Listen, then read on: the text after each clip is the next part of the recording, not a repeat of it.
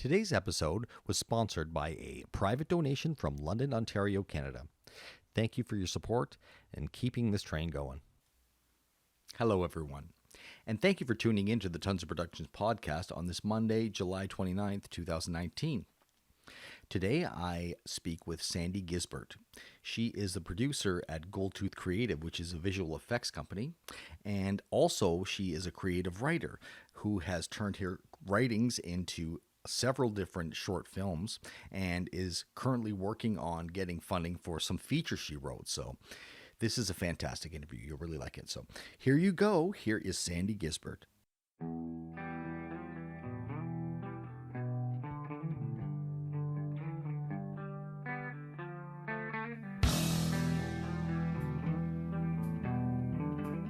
You are listening to the Tons of Productions podcast.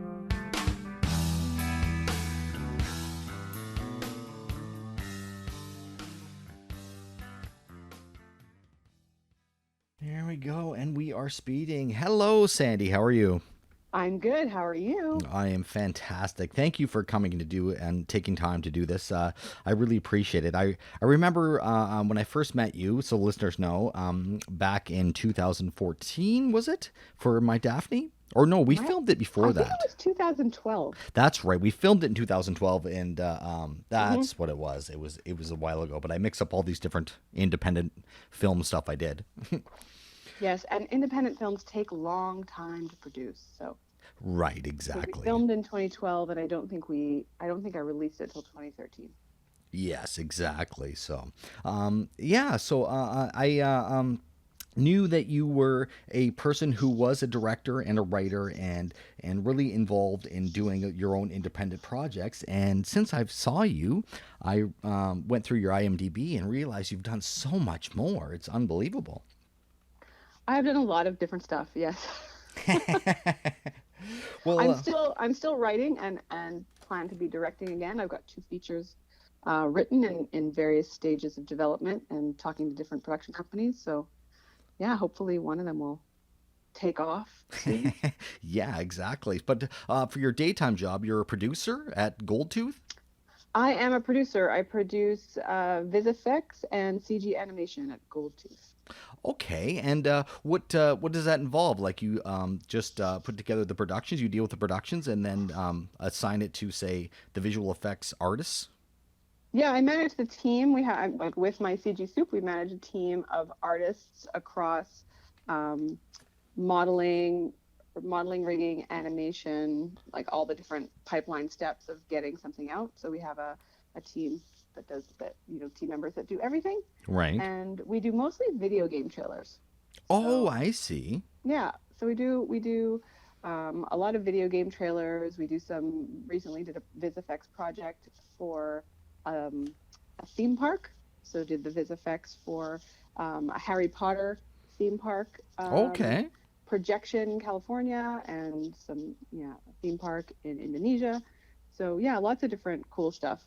But yeah, we have a whole team of people. So I don't do any of the art. Yeah. I manage the production. I work with the clients. I do the budgets and the schedules. I support business development with bidding on new projects, and I manage my coordinator, and we just keep everybody on track to get the art done. But I don't push pixels. Yeah, no. You're the producer. You organize all the different stuff so the company can do the visual effects for the production. Exactly. Right. Great. Okay. Well, that's awesome. I didn't know that was your regular job until I looked you up or whatever. But usually when I start these and interview people, I start out with your beginnings and where you started. So where were you born, actually? I was born and raised in Montreal, and I came out to Vancouver to study English literature at UBC. I had intended to go into creative writing, always wanted to be a writer, and just kind of ended up in finishing a degree in English literature and then quickly thereafter becoming an actor. So I spent 10 years in Vancouver as a struggling actor with all the associated struggling actor day jobs. Yeah. And then I decided to go to film school. Like, after about 10 years of acting, I did a bunch of fun stuff, but never really made enough money to just be an actor. And right. I thought, there's, it's getting a little bit tiring. Maybe I'll try something new. And I went to Capilano and at the time Cap College, and did the Cap College program for 1 year. Ah, and then nice. I got a job right away, so I never went. I was going to go back and do another year maybe, but I got a job right away. So In film? Yeah, I got a job as a producer's assistant. Oh, nice. At a company that was putting out a feature. I did that for a little while. And then I answered a one-line ad on Craigslist that said Burnaby Production Facility looking for coordinator, which turned out to be TELUS. And I ended up in the TELUS production department for 9 years. That's where I met you. That's where you met me. So I started as a coordinator, worked my way up to senior producer, and was managing some of their large channels, traveled all across the country, filmed TELUS people doing TELUS things, a lot of short form documentary, some scripted, a little bit of motion graphics. So got to try a whole bunch of different kinds of things, and was writing and directing and producing. And being a part of the productions, but through TELUS, because that's really awesome, actually. You probably were... You did a lot. Yeah, it was awesome. I bet. Having all those things at your fingertips, really. We had pretty good resources. There's a great studio space in the new TELUS building downtown, and we had edit suites and a sound booth. So we were able to do a lot of stuff in-house. We did I'd say about between 150, 250 to 250 projects a year, depending on the size. Like the team, wow. We did quite a bit of work. Yeah. That is massive. It was insane. So that gave you all your talent to do your own projects, I take it. Yeah, and it introduced me to a lot of people. We worked with a lot of great, I worked with a lot of great independent people, bringing them in on TELUS jobs and getting to know them, and then building up those relationships so that I can call on them to do independent things. Right. Which is the only way to do it. It's all about who you know. Nice. So it was 1 year with Cap College, and then you were a producer's assistant. So what was that like? Was that that was for a company? It was for a production company in town. It was a company that doesn't exist anymore called Anagram Pictures. Okay. And they did The Delicate Art of Parking, and they did Fido, zombie comedy, and and I worked for two different producers, and it just did everything anyone told me. I worked in the office, and I answered the phones, and I broke down scripts, and I did preliminary budgets, and anything, kind of like an office PA, but just for the producers. Yeah, and you learned all the office kind of stuff doing that as well. Yeah, I learned I didn't work in a production office on a show. I worked in the office for the production company. So yeah, it's a little bit different than when you're in the office on a show. I've never actually I worked on set as an extra back in the day. Oh, okay.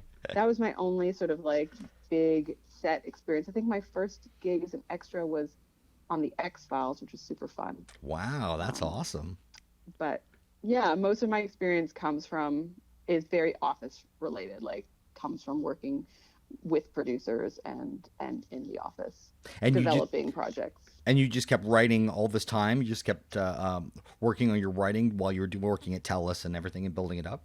Yeah, writing. I've written way more shorts than I was able to produce. I probably have a dozen short films that I'd applied for funding for and didn't get funding, and produced My Daphne, which is the one that we worked on together. Right. And then recently in the last few years, I got accepted to the Women in the Director's Chair program with a feature that I was able to develop with them. And then I did the From Our Dark Side genre incubator with Women in Film and Television Vancouver. So I wrote a second script through that, and those are the two features that I'm working on. Oh. And just keep plugging away, keep writing, keep meeting people, and that is awesome. And keep working my day job. Well, yeah, I know. Yeah, keeping the day job while you're doing that on the side is really admirable, because it requires a lot of work. I mean, I know what it's like when I did my own indies, when I was working at the same time, where it takes all of your time. It does. But I really love my job. I have a great team of people. We do really fun stuff, and I learn a lot. And one of the scripts that I've written is going to be heavy vis effects, so it's really good that I'm learning how all of it works. In the back of my mind, I'm going to use that for my show. So it just worked out that you're there, and now you know. Oh, okay, that's perfect. Nice. Yeah. Sweet. What about what was Screechers Wild? Screechers Wild. Were you a production coordinator? So after I left TELUS, I worked for another smaller agency doing very similar kind of short form documentary, short form scripted, motion graphics, but for a variety of different clients, actually including TELUS. So I Okay. left, like after I left TELUS, TELUS was still my client from another agency. And then when I left that agency, I wanted to get into animation. Someone said, oh, you should try animation. It's a lot of fun. But you can't really just jump into producing animation. It's very complicated. Yeah. So I took a job as a coordinator on this animated series. It's a branded series that at Atomic, and I knew the producer from before, and she's like, "Come on board. It's a fun crew, and you'll learn all about everything you need to know about animation and software that you need to use for managing animation projects." And I just sort of dove in and spent a few months there coordinating for the designers and the CG side. It was a show that was half CG, half Flash, so I coordinated for CG, for design, and for CG, which is sort of a weird combination. Oh yeah. And then after that, sort of had that with that little bit of knowledge, I was able to go out and go, okay, how do I get a producing job in this and pull all the stuff that I used to do as a producer and all this new information I learned coordinating animation. And that's how I ended up at Goldtooth. Oh, Yeah. that's really neat because that's a side of the industry that I have no idea about. I've never been involved in any sort of animation productions or anything, and it's really intriguing because it is just a different animal, I guess. There's no real set. I guess it's all artistry. It's all artistry. So Yeah. right now, everything I do is 3D, and everything is built from. It's somebody designs it, somebody builds it. It's, as far as I'm concerned, it's magic. Yeah, I think it's magic too. It's Yeah. magic, but Wow. it's very, very different from live action. Like there's a lot of things that are similar. As a producer, a budget is a budget, a schedule is a Right. schedule. Your client interactions are very, very similar, but the process and all the technical side of what goes into making animation and making vis effects is really different and very. It's not complicated, but it's very particular, and things need to happen in a very particular order, or nothing works. And that part has taken me. It's been a steep learning curve. Oh yeah. Yeah. But did you like it? Do you like Oh it better yeah. than live action, or is it Oh, just different? it's different. Yeah. There's things that I miss about live action. Like there's an energy on a set where, you know, everybody's talking to each other and people are moving around. Like an animation studio can be it's like walking into a library sometimes. It's super quiet. Everybody's sitting at a workstation with their headphones on. It's often really dark so that they can see their screens. Right. So it's just a very different, it's a completely different environment. So sometimes I miss that energy of being on set and talking to people and just like talking out problems. Whereas artists in vis effects and animation sit down, they hunker down, they put on their headphones, they look at their screen, and they try things and they solve problems in a much more quiet way. Right. Like they at their computer basically. It At their really computer, exactly. I worked at it was Stargate Atlantis, and Mm-hmm. that was a really heavy visual effects, and they had their own visual effects team. So I guess that was similar as Goldtooth, but also with an animated picture. Same idea. Yeah, I mean, we do both. We do vis effects where we're integrating the vis effects into something that's been shot. So a client might come to us with a film or a trailer or whatever it is, and we're going to add vis effects to that. Or we're building something from scratch where it's a complete CG animation, or sometimes it's because we do a lot of video game trailers, we get the assets from the video game, we up-res them to make them look more cinematic and go from there. So we have something to start with sometimes. And Right. sometimes we just have a drawing that says, make me this thing, and we make that thing. You know? So basically, yeah, it ranges from this is almost done and you just have to tweak it and add some stuff, or do you have to build it everything from scratch? Both. Oh yeah, absolutely. Gotcha. And every project's slightly different. Every project has its own specific challenges. And we have a wide variety of artists who they gravitate toward different aspects of a project. So that's really exciting because you can always, you have a project that has, I need these 15 assets built, some characters and some environments and some vehicles and some props. And I'll have different people they'll all get excited about different stuff. So it's easy to get all the work done because you assign it to people who are super excited about it. Right. Oh, that's so cool. And they're wonderful about teaching me because I didn't go to animation school. I went to film school. So sometimes they use words that though I understand the individual word, it doesn't make sense in the context of what they're talking about. And everyone's been very, very gracious explaining animation terminology to me. And I'm, now now I get it. Now I can speak with the lingo. But when I first started, every other thing I'd write down and I like Google, like, what is this thing? When they say, yeah, like different slang words for different things. Not even slang words, or just the technical terms for things, or Oh, how I things see. go through, like, like what is an alembic cache, and what does it, what I find, like, there's things that I just find amusing about animation is that every single department has a different word for exports work and passes it on to the next department. Oh, So, really? yeah, Oh, that's like awesome. some of them render, some of them cache out, some of them publish. So it was like, I was like, why do you all use a different word for that? It It just depends on the means person, I would imagine. I've heard render, it but depends on the process. It depends on the process and what the asset is going to do and what the next step is in the pipeline and blah blah blah. But it took me a while to wrap my head around all of that. But I got it eventually.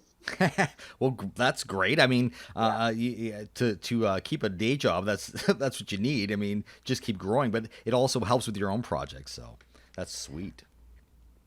Yeah, it helps sort of get a handle on, it helps to understand what's possible, how much things cost, how long things take. When I'm looking at, a project that I've written a feature set in that's part of it is set in a demon world with demons made of sand. So I know that that's not an indie project that can be done for $100,000. It's just Right. not going to be possible.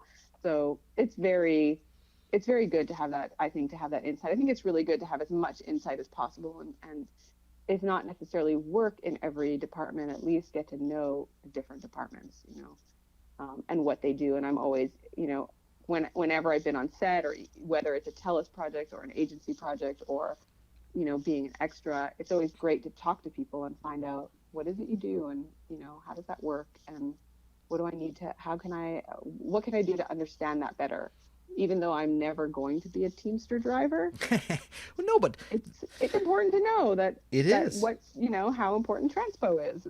People need to get places. Oh yeah, no, I've you talked know to a lot of people who do independent filming as well, for live action and TV shows, and they all say the same thing. You have to learn all that kind of stuff if you're going to do your own independent projects, because um, someone can back out, and then all of a sudden you have to be the transport person, or at least yeah. organize what's going on, because in an independent world, it's not 100% that everyone is hired from the coordinator from there down. Oh, no. You Yeah. can And disappear and you're crafty now or whatever. it's not even like that in professional, like in the agency world. Like there are times where I'm running to the store to buy props, or I'm sending a coordinator to, Superstore to buy crafting Right. stacks, Batteries like and yeah. batteries or whatever. It doesn't really matter. I mean, like, the work needs to get done, and you divvy it up amongst the people who are able to do it, right? And every single project, doesn't matter if it's a client project, if it's an independent project. I think they probably encounter the same thing on big budget Hollywood projects. There's never quite enough money, and there's never quite enough time. So you have to come up with creative solutions. And Well, when I you enjoy that part's fun. Like, okay, how do I solve, I don't necessarily like having a problem, but I do really enjoy solving a problem. yeah, that's the big thing in film. It's been repeated a lot where there is not no is not an answer. You figure out No, how you it's figure it done, out. or do it a different way then, or and that Yeah. I'm because always I'm always surprised at people who just say, no. I know. It takes me back. I'm like, okay, not hiring you again. Yeah. What do you mean no? Yeah. Um, yeah, people that say it won't happen again, or they become aware of it. That's one thing, but just straight out say no, they kind of seal their own deal.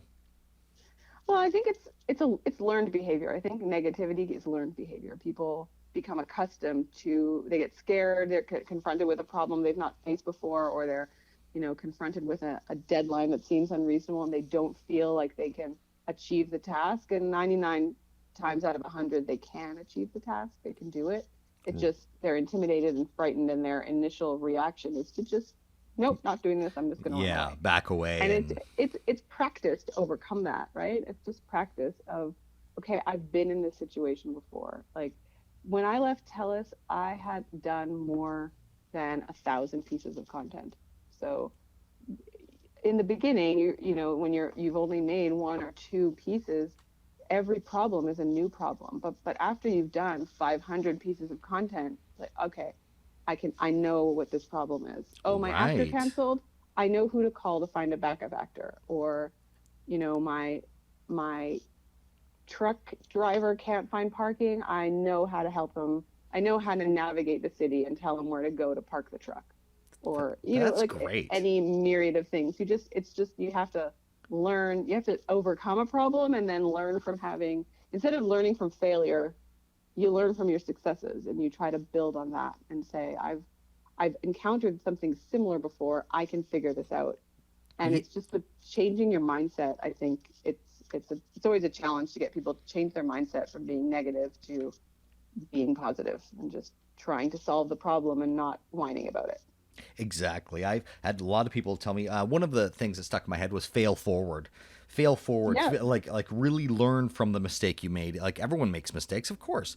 But once you do, then, you know, adjust. And the next time you come across doing a production, you know then. And it's easier to fix because you've been through this already. So yeah. And the mistakes make the best anecdotes later. Like those are the best stories of like, oh my goodness, this went completely sideways. You know. I know. I know the feeling. Oh my, and it's really sad too when it's someone else's independent project and you're there helping and it goes sideways and you're like, oh, what do you do? You know? Yeah. And I always feel bad. You know? Like, oh no. Okay, we'll fix it. It's not going to be what you thought it was going to be. It's going to be something else. Right. And then also just surrounding yourself with people you can trust. Like I remember on My Daphne, we were shooting a scene from inside the living room, and the shot was the character was walking toward a window, and it you know, racked focus from her and to what she was looking at out the window, and just the change in light. I was like, it's gonna just blow out. And Byron, who you know was our DOP, was like, just trust me. You're not gonna be able to see it in the monitor. It's gonna look like crap in the monitor, but all the information is there. When you get to color correction, it's gonna look fine. And he was right. Oh yeah. Great. Byron is a great guy. He's helped me out so many times and done stuff for me where same thing. I'm like, what are we going to do in this situation? He's like, I have a solution right now. And then just does it. And then don't worry about it. It's fine. Like, what? Yes, exactly. And that's the kind of people that you want to have around. Yes. You know, the people who will, and it's important to, you know, it's fine. You have to, you know, you're angry about something. Great. Be angry. Just go off to the side, scream and yell. Come back and solve a problem. You know, that's fine. Exactly. A lot of, you know, people can lose their temper, but as long as you keep focused on the task at hand, you know. But one of the questions I had for you was about going from My Daphne to doing different directing things and actually getting into features, because there's a difference in those kind of worlds too, right? There is. Well, I mean, I've written 2 features, but I haven't directed them yet. So. I thought you had directed the. No. Okay. I've written them, and I'm trying to get so these are 2 productions that are written that I'm talking to different production companies with, and then trying to get off the ground and hope to direct. But that's actually one of the things that, you know, all of the producers I've spoken to have said, like, okay, what if we're able to find the funding, but not with you as a director? Because it's always a challenge to find somebody to finance a feature film for a first-time director, and how much money you can get, and you know, like having a film like the one script that I have that is very vis effects heavy, that will require a more significant budget. You know, I'm not naive that I might not be able to get both things. I might not be able to get the budget that I want and still direct it. I might be able to get the budget I want, but only with a director that has more has a longer track record than I do. Well, that's one of the things I wanted to talk about too, is because I know that one of my guests was the vice president of Women in Film, and Shannon. We talked about a little bit touched on the subject about women in film and being directors, and how women can be held back in certain circumstances because they're women, because of their gender. But in this situation, like a lot of situations, I haven't witnessed it, but I believe it exists. But in this situation, it's one of those things. To get the funding, you have to almost prove that it can be well done by a director that's done a lot of directing. It's almost like they have to have a history of directing in order for someone to fork over the 500,000 or whatever it is. Yeah, for sure. I mean, definitely. I mean, like if you're the higher the number, the more money you're asking for, the more in a way collateral you need to put up. Yes, I can deliver on this money. You're going to give me the money. I'm going to deliver you something that's going to be great. And I know I'm going to I can say, yeah, for sure, I'm going to do that. It's my project. I know exactly how I want to shoot it. Right. But that's, having done a lot of short form and commercials and short films, it's just not the same thing. It's not the same thing as running a feature. Right. So I'm aware of that. And I have one script that could definitely be done on like a small budget, like the kinds of budgets you get from the Telefilm Talent to Watch program. So I have one script that can be done in that way. Right. And then I have another one that it can't be done. It has to be a big budget. Yeah. I don't know if it doesn't have to be massive. It's not insane, but it's definitely would be better served by a little bit more money. Right. But right. In the end, and my producer self wants to make the best product possible. Right. So it's about balancing those choices. And I found it really funny that, my work in corporate video, commercials, social media, like writing and directing doesn't really count. I found when I moved over into narrative, people didn't recognize it. They didn't consider it. They don't consider it the same way as they would consider. Like if you're a director of music videos, or if you're a director of commercials and stuff, videos, that kind of thing. Yeah, I've done a couple of music videos and I've done a bunch of commercials and just tons of what I would call content. Right. Stuff it's kind of a commercial, feels like a commercial, but it goes up on the web. It's not necessarily for broadcast, or, things that go through social media. Like so much content is being produced for social media channels. And it's unbelievable. Yeah. It's never ending. It just never ends. You just content over content over content over content. So I've directed a lot of content. And some of that's been narrative and some of that's been documentary, but it's still, it's not there's counted. A challenge. There's a challenge in creating something compelling in 30 seconds or 1 minute or 2 minutes. Oh, yeah. No. I believe it, because I've done my own independence and I have lots of friends that do it too. And I know to capture an audience within 30 seconds to a minute is a task. It's a real, like a talent to be able to do that. Sure. But to sustain an audience and to create something that will keep an audience for 90 minutes is different. It's not putting a bunch of 30-second spots back to back. Like, it's a completely different beast. So you have to approach it completely differently. So I kind of I think when I was younger, I was very resentful of people who would say, well, that's your experience isn't real experience. But now that I've done different things in the industry, that I've gone from live action that I've gone from being an in-house producer to an agency to animation to CG, and I've sort of seen how the things that I can bring from one to another that are the same, that I can build on, and then that each experience was, there's this whole bucket of new information that I need to learn and master to do this job really well, that's different from my previous job. So I have a better appreciation for why people would say, I'm not giving $2.5 million to somebody who's just made content. Regardless of their gender.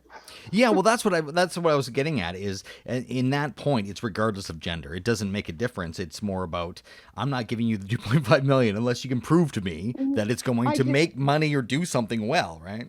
Yeah, I do think that there's still, I have felt in my career definitely that some of my male colleagues have not been held to the same standard. Oh, so okay. I've had to work harder to receive the same recognition.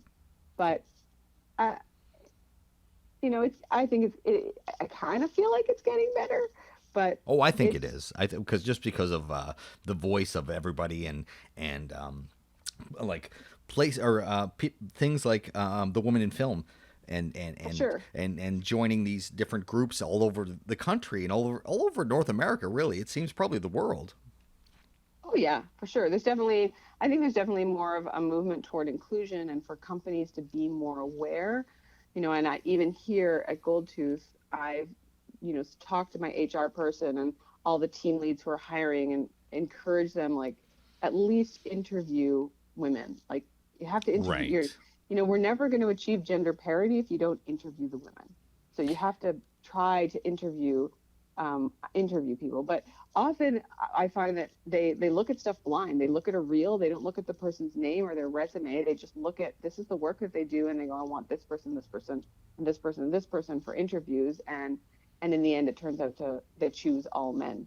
So And trying to not. work on, well, it's trying to figure out, how do we get more women? Is it because women aren't applying? I'm constantly asking my HR person for every time we do a posting, how many women applied? Like, give me the statistics. Like, did women apply? If women applied, like, why weren't they interviewed?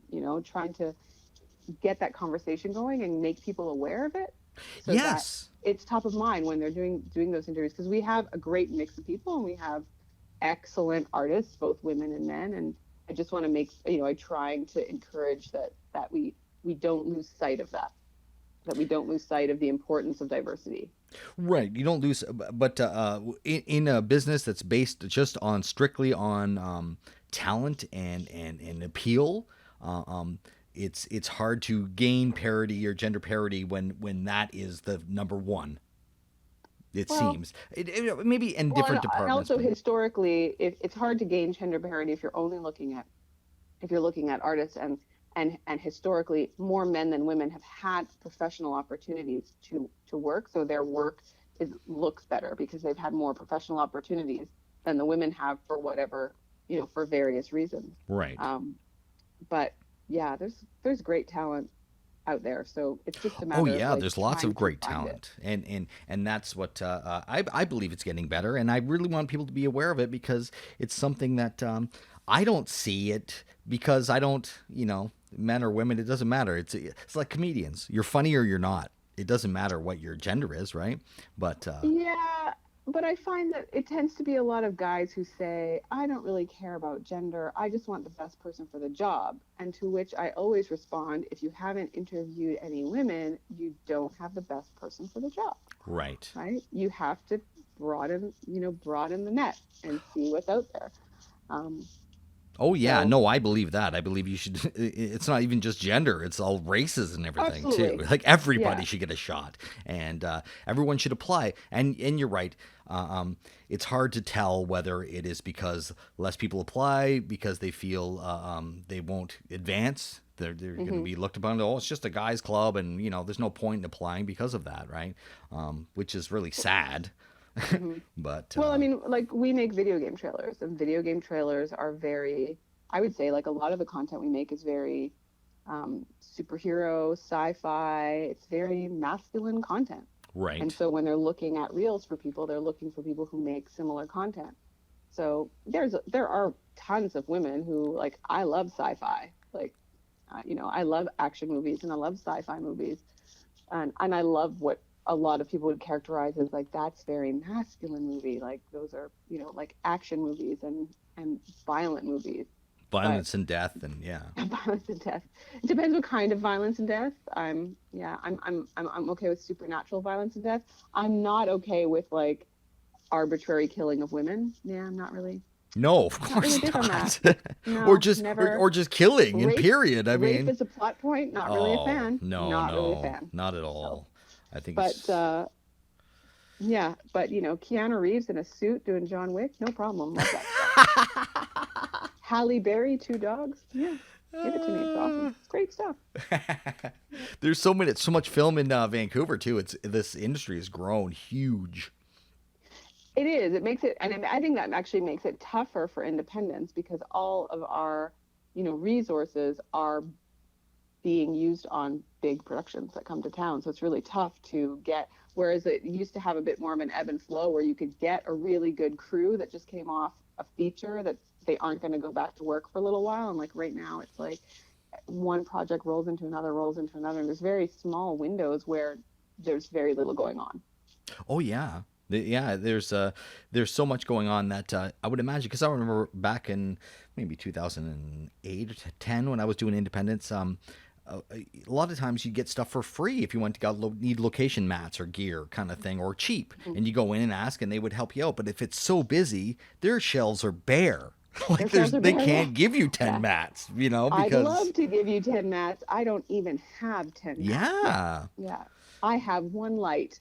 It's like that's all that's left on the shelf. Yeah. So I can see how that would affect the independent world for sure. Absolutely. Yeah. Wow. And those we got to keep pushing. Those are like separate worlds too, independent and the professional world of television and movies and stuff. It's like the whole industry is very siloed. Everyone that I speak to, I have friends who work in locations on commercials and locations on a TV show. Like those crews don't, like if you're a commercial crews, work on commercials, and the MOW crews work on MOWs, and TV shows work on TV shows, and it's tough to jump from one to another. Right. I know a few people who've done it, but it's a concerted effort to say, I'm going to leave reality TV and go into scripted. Gotcha. A camera operator friend of mine did that, and it was like a process.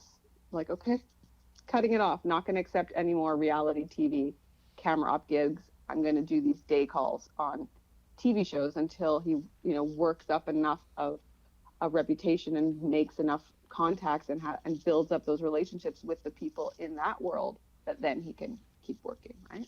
But I think it's very siloed across the board, Actually, that makes sense, because I changed over from feature films to television as a production assistant, and it was different crews. Totally different world. Yeah. Like in the movie one, that to me is the most live action movie seems to be the most intense. That was for me, my experience. I don't know if it is for everyone, but for me it was.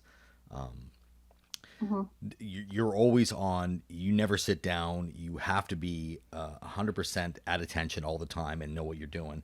And they're a little more lax. It's not that there's less work in television, but they're a little more lax. You can sit down. You can take your time, and because they're together for 10 months instead of 3.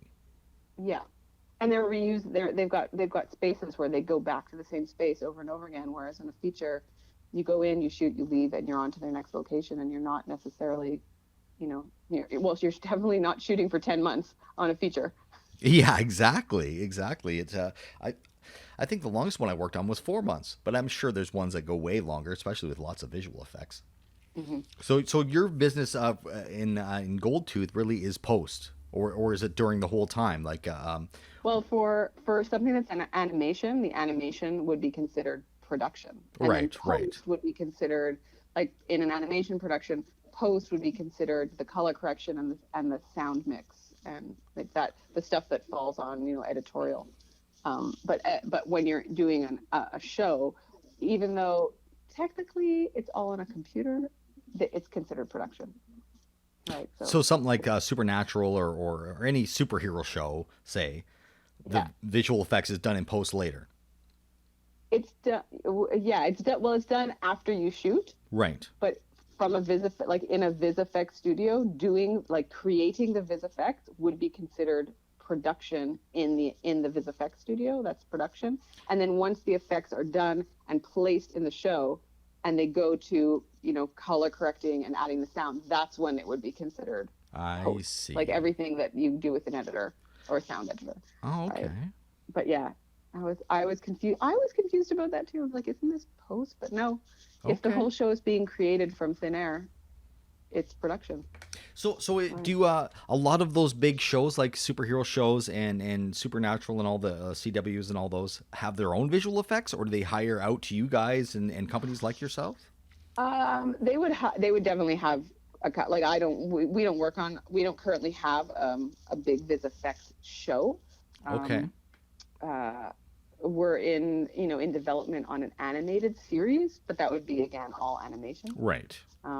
So, but yes, they would have, and often they have multiple companies doing different things. So you'd have one company doing your motion graphics and like heads up displays. Like anytime someone's doing something with a fancy computer interface that pops up in front of them as if it's on a glass panel, that's like one specialist that would do that. And then, Transformers blowing up highways is somebody else. But at that level, I mean, if anytime you go to the movies, if you stay to the end, you'll just see how many different Viz effects companies work on a feature.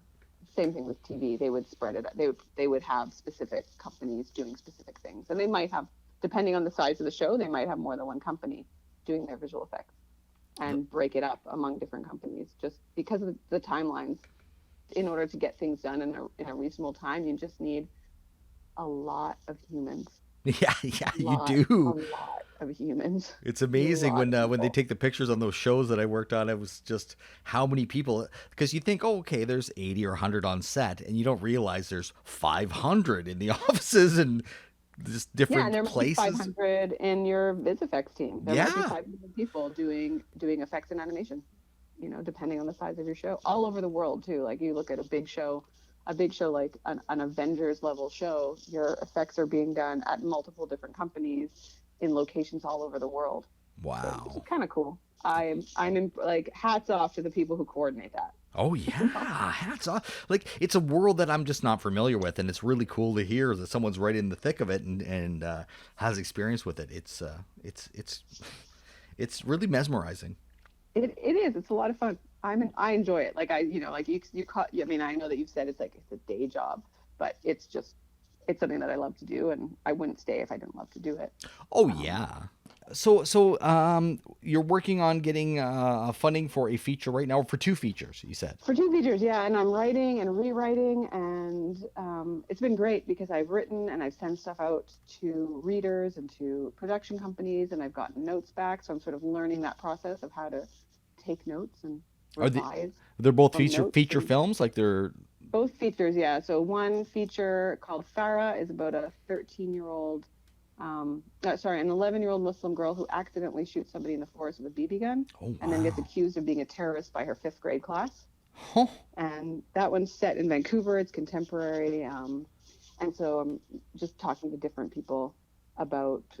So there's like one group of people that I'm talking to about that script, and then the other script is about a young Jewish woman who tries to sell her soul to a demon, and then discovers she doesn't have one. And that one I'm talking to a whole other different types of production companies. They're very different films, but they're both like, there's been multiple drafts of both, and they've gone out and I've gotten notes. So half my life is here at Goldtooth, and the other half is locked in my office at home, addressing notes and trying to do other drafts and getting versions out, and just keeping that conversation going with different people about the project, and trying to just keep the momentum going, and I'm in it for the long haul, so I know it's going to take some time. That's fine.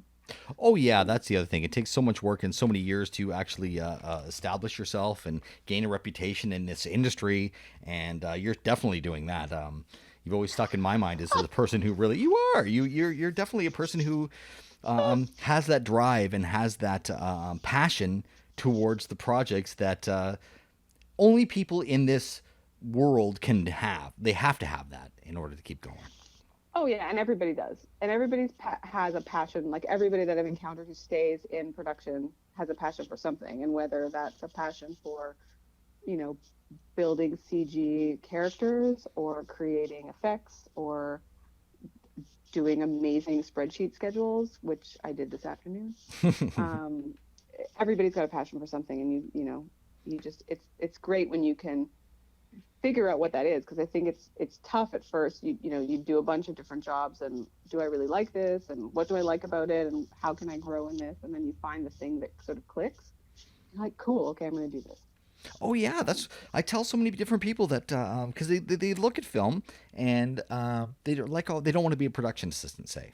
They don't want to do that. And I said, well, when you go as a production assistant, you can see what other people do and decide what you like. You know, if you're a painter, even forget being creative in that sense. If you just are a laborer, there's all kinds of different construction and painting and electrics For and sure. all these different departments that pay really well. And Well, if you I have the also think this passion is to do the hours, you can really do good. for sure. But I also think, especially when you're, when you're young and you're in film school and everybody goes, most people go to film school thinking, I want to be a director. And then they get a little taste of what that job is and go, no, no, that's not the right job for me. Right. So that's also why it's important to try different things, because you don't know. It's the job of, like, I always wanted to be a writer, but I don't think that my high school self, that, in my yearbook, when they said, what are you going to be when you grow up? And I went, writer. I didn't really know what that entailed. Like, I didn't really know what the Right. work entailed. And I love the work of it. I love the work of writing and of solving story problems. And it's very similar to the kind of work that I did as an actor, trying to, you know, uh, analyze a script and develop a character, only sort of like the other way around. I'm not analyzing the script. I'm trying to develop a character and build a script. But I really enjoy the work of it, and I can sit for hours in my office working on, and I'll, like, completely lose track of time and come out of the office and go, it's dark out. What? No, What? that's commendable, What? and I know the And I feeling. didn't eat anything. Yeah, no, I know the feeling. I get up in the morning and I start working on my book. I released a book and I'm releasing another one. So I'm a writer as well, and I'll look up and it's 6 at night. I'm in my robe. I'm like, what? I sat here all day writing? Wow, but when you get so into it. Yeah. And it's the same with anything else, people doing other things. They get really into it and lose track of time, and then wake up and go, oh, it's dark out.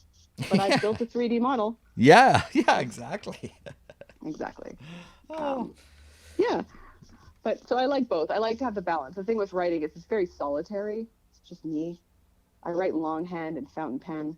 So oh, it's just okay. me in my office or on my patio with a lap desk and a notepad, and then I like to be able to leave my house and come to the studio and see other people who are equally creative but doing different things. And I have a lot of writers here too, who who do various things, and they say, oh, I'm also a writer on the side, so it's fun. And you help each other critique your different writings and stuff? Yeah, more. Well, I don't really. I try not to critique, but I try to, like, support people and help Right. them. And if they ask for feedback, I'll give them feedback. But I don't want to. Yeah, I you don't don't want want to to step on be a toes. critic of. I don't know. And I want everyone to keep going. I want people to, write another draft. Like, don't be discouraged. This part's not working right now, but you'll solve that problem, and it will. Just write another draft. But it doesn't happen by itself. You actually have to sit down and do it. Okay, well, Record thank yourself you. doing a narrative segue. Okay. Yeah, Thank you. yeah. I appreciate it, and I will. Yeah, I'll let you know when it's coming out. Thank you very much. Okay. All right. Thanks. Take care. Bye. Bye bye.